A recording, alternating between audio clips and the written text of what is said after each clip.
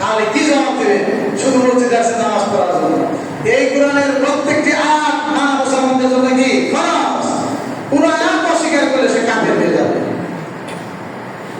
যেভাবে আপনি কুরবানির হুকুম মানেন, নামাজের হুকুম মানেন, অমনিভাবে সকল আকাম শরীয়তের বিধান মানতে হবে। সুপ্রিয় মুসলিম, আপনারা যদি বুঝেন তাহলে দেখবেন এই যে রামিসা হত্যাকাণ্ড হলো কেন হলো,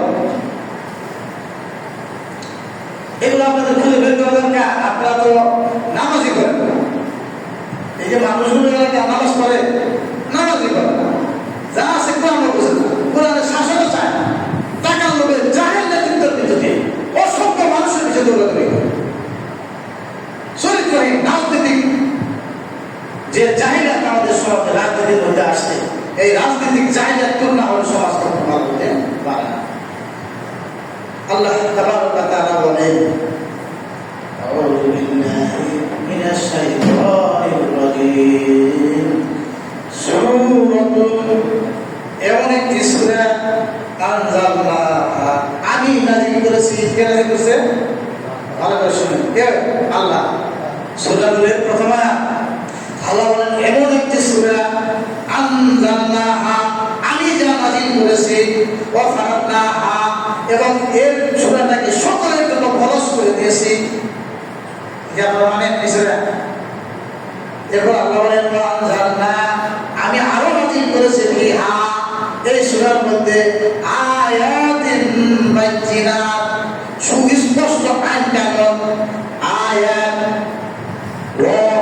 নিদর্শন, বাইয়িনাত মানে বুঝতে কষ্ট হয় না, সুস্পষ্ট বললেই বোঝা যায়। কারণটা কি? লাআল্লাকুম তাযাক্কারুন, যেন তোমরা উপদেশ গ্রহণ করতে পারো। লাআল্লাকুম তাযাক্কারুন, আল্লাহ বলে এমন একটি সূরা নাযিল করলাম যে সূরার মধ্যে আমি তোমাদের জন্য বাধ্যতামূলক করে দিলাম। এই সূরার মধ্যে আমি সমাজ ভালো হওয়ার জন্য কিছু আইন কানুন দিয়ে দিলাম। যদি তোমরা মানো তাযাক্কারুন, তাহলে তোমাদের এই সমাজে রামিসা দর্শন হবে না, দৌতুক থাকবে না, সন্ত্রাস থাকবে না। 2 নম্বর আয়াতে বলেন সেই নূরটা কি? সূরার নাম কি? নূর। তাহলে সেই নূরটা কি, আলোটা কি? আল্লাহ বলেন আযানিয়াতু, ব্যভিচারিণী মহিলা। আচ্ছা কি এটা কিন্তু কোরআনের আয়াত, আকিমুস সালাত মানে কি? নামাজ প্রতিষ্ঠা করো। তাই সেই আয়াতকে আমি কিন্তু আমরা নামাজ পড়ি। এটাও কিন্তু কোরআনে এসেছে, যে কোরআনে আকিমুস সালাত কথা বলা হয়েছে সেই কোরআনে আল্লাহ বলেছেন আযানিয়াতু, ব্যভিচারিণী নারী, বেশ্যা নারী, পতিতা, এই সমাজ আছে না?